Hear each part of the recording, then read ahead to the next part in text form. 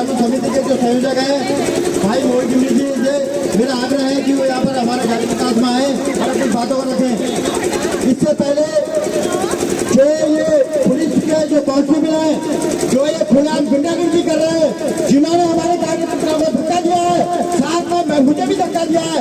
अगर इस धक्का इन्होंने ये जो 5 विरोधी लोग हैं अगर इनको धक्का दिया होता तो आज यहाँ पर हमको नौबत नहीं आती।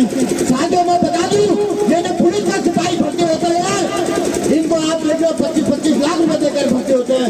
एक भी हमारा उत्तराखंड का पुलिस का सिपाही नहीं है, पता नहीं कहाँ कहाँ गए भर्ती हो गए। आपको मैं बता दूं हम दिल्ली पुलिस की नहीं डरे साथियों, हमें दिल्ली की पुलिस, हमें पंजाब की पुलिस नहीं डरा पाई, हमें दिल्ली की पुलिस नहीं डरा पाई, तो ये पुलिस हमें रोक नहीं सकती। जो इस पुलिस के लिए हम गिरफ्त के लिए लड़ते हैं, जिनको धामी सरकार ने कई सालों में धोखे में लगा गेट पे गए, उस धामी सरकार के लिए हमने गेट पे गए, हमने लड़ाई लड़ी। आज हमारे लोगों को धक्का दे रहे हैं। हम चाहे तो पहले की नहीं, ये धामी सरकार की जो बंगला है ना, हम उत्तराखंड के लोग हैं, हम हिमालय पुत्र के, हम हिमालय के रहने वाले हैं, हम झुकते नहीं है, हम झुकाते हैं। हम चाहे तो हमें बैठ के अभी तोड़ दिए, लेकिन हमारे कार्यकर्ताओं को ऐसी शिक्षा नहीं है। हम संस्कारी पार्टी के लोग हैं, हम जो कहते हैं वो करते हैं। हम भाजपा की तरह चोर पार्टी नहीं है, जो कहते हैं कुछ और है, करते कुछ और है। मेरा निवेदन है मोहित जी से, अगर वो यहाँ पर आ गए तो अपनी बात कर गए भाई मोहित जो सुरेंद्र सिंह नेगी जी अगर यहाँ पर कहीं है, जनता पावर के जो है अब पार्षद है सुरेंद्र नेगी जी, हाँ ये वही सुरेंद्र नेगी जी है जिसने कैप्टन मंत्री ने खुलेआम आपने देखा होगा जिसे गैस में गुंडागर्दी करते हुए मारा गया। तो खुलेआम इस पहाड़ का दुर्भाग्य है कि हमारे पहाड़ के लिए जो लड़ता है उसके ऊपर मुकदमे लगाया जाता है, उसको डराया धमकाया जाता है। लेकिन मैं अपने साथियों से कहना चाहता हूँ ये मुकदमा जो है जो डरना नहीं है साथियों, हम एक होकर लड़ेंगे, मजबूत होकर लड़ेंगे। बस सुरेंद्र सिंह नेगी जहाँ कहीं भी हो कृपया आए। जो हमारे सुरेंद्र सिंह चौहान जी, हमारे राजेश चौहान जी हैं, मेरा निवेदन है कि सूक्ष्म बातों में अपनी बात। जय विशाल साथियों, और जैसे कि आप लोग जानते होंगे कि ये प्रकरण जो हुआ था ये होटलियर भाइयों के संबंध में था। और होटलियर भाई जितने भी अगर यहाँ पे आ रखे हैं तो मैं उन होटलियर भाइयों से अनुरोध करूंगा कि एक बार संगठित होकर यहाँ पर पहुंचे गाड़ी के पास, जहाँ पर बैठे हो इस माइक के पास अगर होटलियर भाई अगर कोई आ रखे हैं तो मेरा अनुरोध है जितनी भी संख्या में है जो भी है, क्योंकि ये लड़ाई होटलियरों की शुरू हुई थी आशुतोष नेगी जी और आशीष नेगी जी, दोनों प्रकरणों में होटलियरों के साथ खड़े हुए थे जिनका उनके मालिकों के द्वारा उनकी वेतन नहीं दिया जा रहा था, जिन पर उनने अपील करी और आशुतोष नेगी और आशीष नेगी और उनके साथी जिनमें मैं भी सम्मिलित रहा। हम वहां पर गए, बातचीत करने की कोशिश की, लेकिन माहौल इस प्रकार से क्रिएट किया गया और मजबूरन जो है उनको बताना पड़ा कि धमकी जो है हमारे उत्तराखंड के लोग टेबल पे रिवॉल्वर रख के नहीं देते हैं, चाकू रख के नहीं देते हैं, हम लोग जूता उठा के धमकी देने वाले लोग हैं। हाँ ये हमारा तरीका है और हमने देखा है, हम अपने भाइयों को न्याय दिलाने के लिए उनसे जितनी उनकी तनख्वाहें बनती थी उतनी तनख्वाह उनको दिलाई, उन पर हम लोग गए थे और उनमें उन भाइयों को सहयोग दिलाया था। इन दोनों होटलों ने अलग अलग पुलिस थानों में जो है मुकदमे दर्ज कराए हैं। और देखिए कुख्यात हिस्ट्री सीटर, जी हाँ कुख्यात हिस्ट्री सीटर जैसे इन्होंने मुकदमे हम लोगों को लगा रखे हैं जो कि सरकार के दबाव में है। ये मुकदमे वापस लेने होंगे इस सरकार को। ये इस प्रकार की तानाशाही सरकार है, धामी सरकार जो है यहाँ पर किस प्रकार अन्याय पे उतर गई है अपने आवाज उठाने वालों पे। अंकिता भंडारी के जो प्रकरण पर लड़ रहे थे उन पर भी मुकदमे किए गए हैं। और आगे का मंच जो है मैं श्रीमान उत्तराखंड जी को समर्पित करता हूँ। जय उत्तराखंड, जय पहाड़, जय पहाड़ी। हमारे बीच में सैनिक प्रदेश के केंद्रीय अध्यक्ष भाई चंद्रमोहन सिंह गड़िया जी है। मेरा निवेदन है कि इनको अपनी बातों को रखें। श्री गड़िया जी। धन्यवाद। मैं सभी संगठनों का आज जितने हमारे संगठन आए हुए हैं और सभी नॉन पॉलिटिकल यहाँ पर जो दल हैं, मैं सभी का उत्तराखंड कानूनी दल की ओर से सभी का हार्दिक अभिनंदन एवं स्वागत करता हूँ। भाइयों, ये दिन आज क्यों देखने पड़ रहे हैं हमको, ये स्थिति पैदा क्यों हुई, ये कोई किसी से छुपा नहीं हुआ है।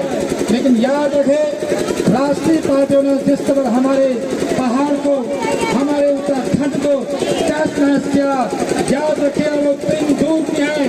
आज जरूरत है, आवश्यकता है सारे संगठनों को, सारे सैनिक संगठनों को एकजुट होने का। और यहाँ ध्यान रहे, अगर हम समय से एकजुट नहीं हुए तो ये सरकार की बर्बरता, ये सरकार की तानाशाही बढ़ती चले जाएगी। और अगर इसमें अंकुश लगाना है तो हम सब आपको एकजुट होना पड़ेगा, एकजुट होना पड़ेगा।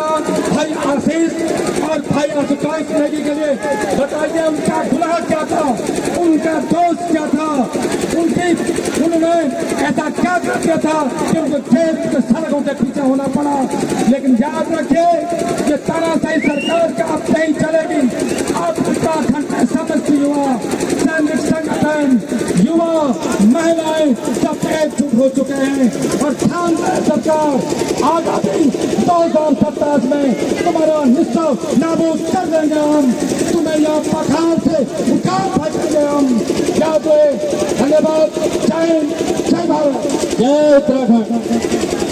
संपूर्ण जिम्मेदारी आपकी और भारतीय भारत के बाद भाजपा ये ज्ञापन उत्तराखंड की जनता की, जिसमें भगवान उधम सिंह नगर के लोग भी हैं और भारतीय उत्तरकाशी के पूरे उत्तराखंड का समावेश है। इनकी मांग है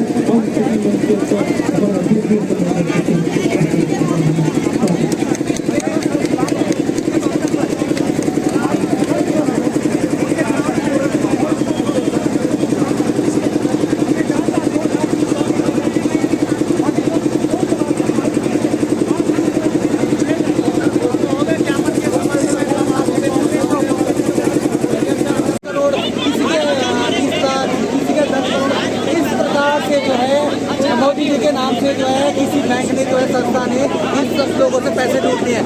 हमारे बेचारे पहाड़ के लोग सीधे होते हैं, सीधे बंदा फायदा उठाया और उनको जो है इतने पैसे लूट लिए। और ये हालत है, ये महिलाएं जो है देखो, उन्हें घर में नहीं आने दिया जा रहा है। इनके जो घर वाले कह रहे तुम जहाँ गए थे वहीं जाओ। तो ये हालत है इस प्रदेश की। मैं धार्मिक सरकार में कहना चाहता हूँ कि इन लेडीजों के पैसे दिलाए जाएँ। हमारे जो निर्दोष भाई आशुतोष नेगी को जो आपने बंद किया है, उनको जल्द रिहा किया जाए। नहीं तो मैं सरकार को चेताना चाहता हूँ कि कुछ टाइम बाद हम सरकारी दफ्तरों में तालाबंदी करेंगे, जेल भरो आंदोलन करेंगे। आपकी जेलें कम पड़ जाएंगी पर आंदोलनकारी कम नहीं पड़ेंगे। उत्तराखंड के चक्का जाम तोड़ फोड़ तक की नौबत आ जाएगी। इसलिए मैं कहता हूँ जी समझ जाइए और हमारी मांगों को पूरा करिए।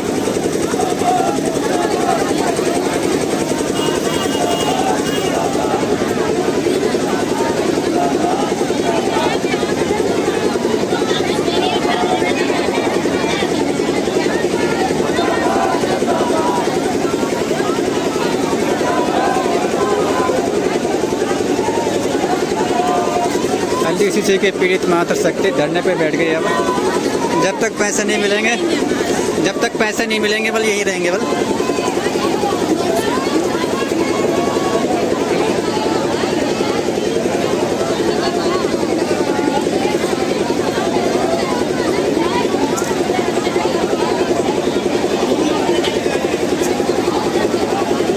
हेलो हेलो, सभी को सूचित किया जाता है। यदि किसी को किसी का भी कोई सामान यहाँ पर मिला हो तो उत्तराखंड क्रांति दल के केंद्रीय कार्यालय में जमा करवा दें।